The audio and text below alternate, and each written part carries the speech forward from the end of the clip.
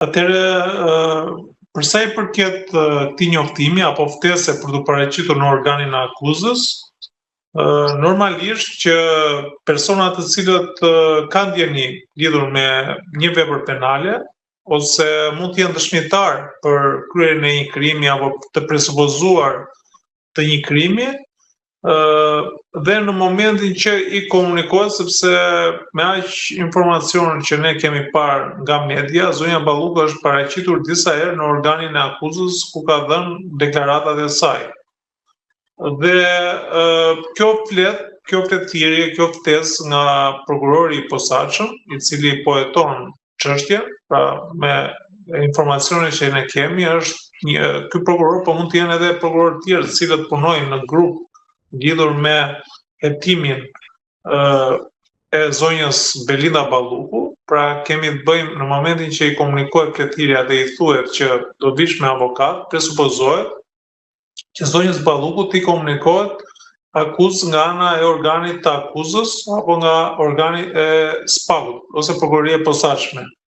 Dhe besoj që zonja Balluku do jetë në këto pozita, por nuk kemi informacion të saktë se për çfarë akuzë bëhet. Flitet se kemi të bëjmë me pabarazi në tendra, shkeljen, kjo është akuza që presupozohet t'i komunikojnë.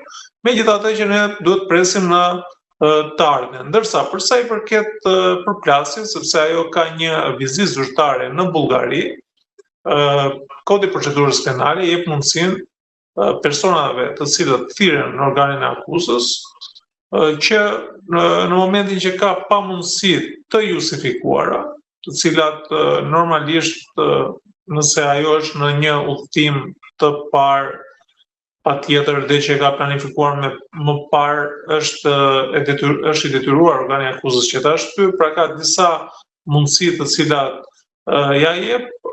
Në momentin e dytë ajo mund të jetë edhe sëmurë, pra nuk mund të shkojë e sëmurë dhe të shkojë të paraqitet në organin e akuzës, por erën e dytë si rregull, në qoftë se ajo ka një udhëtim tjetër ose nxjerr një shkak tjetër i cili në bindjen e prokurorisë apo të prokurorit nuk është i arsyeshëm, atëherë është i detyruar organi i akuzës që ta shoqërojë forcërisht zonjën Balluku pranë organeve të prokurorisë. Pra urdhëron policinë e shtetit në mënyrë që ta marrë dhe me forcë dhe të bëjë shoqërim të detyruar. Herën e dytë apo herën e tretë, apo nëse nuk është e justifikuar herën e dytë është në gjykimin e prokurorit.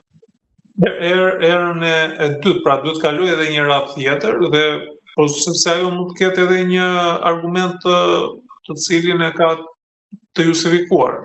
Pra, në momentin që nuk paraqitet herën e parë, pra nëse nuk është paraqitur sot, ajo ka shkruar, ka bërë një kërkesë dhe i ka thënë prokurorit që unë nuk kam mundësi që të vi të paraqitem sot për të arsye apo për të shkak. Dhe kërkoi që brenda këtij afati, pra ajo le të themi, po të isha unë avokati i saj, do t'i thosha prokurorit që në këto data ne jemi të lirë për t'u paraqitur. Pra duhet që t'ja paraqikonte prokurorit, po mund ndodhi që herën e dytë ajo mund të jetë sëmurë, pra ka një shkak të përligjur apo të justifikuar.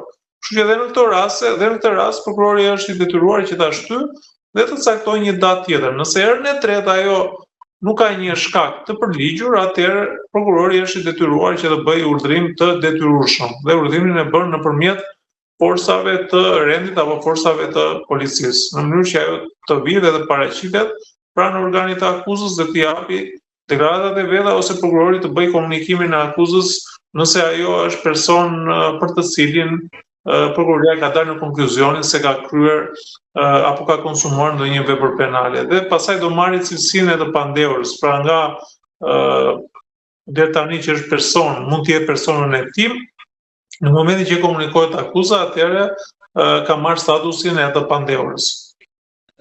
Zoti Duraj, a ka ndonjë sash hapësira kohore midis ditëve nga fletëthirrja e parë tek e dyta? Ka ndonjë të përcaktuar apo maksimumi është 10 ditë. Pra, jo më shumë se 10 ditë.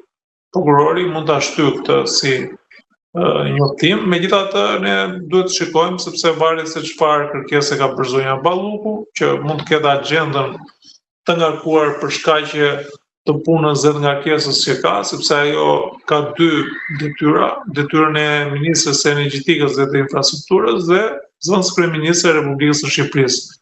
Kështu që në bazë të angazhimit apo të kërkesës që ajo ka bërë, aty do të kuptohet që çfarë fati mund të lëri organi akuzës apo prokurori i cili heton zonën Ballukun. Nisu nga sjellja paraprake për kërkesat për fletëthirrje. Mendoni që akuza që do i komunikohet do jetë e një natyre të tillë të lehtë edhe që masa e sigurisë do vazhdojnë hetin në gjendje të tillë, pra pa një masë shtrënguese? Përderisa ne nuk kemi një masë shtrënguese, pra përderisa organi akuzës nuk ka shkuar në kuvend që të marrë autorizim lidhur me caktimin e një mase sigurimi personal,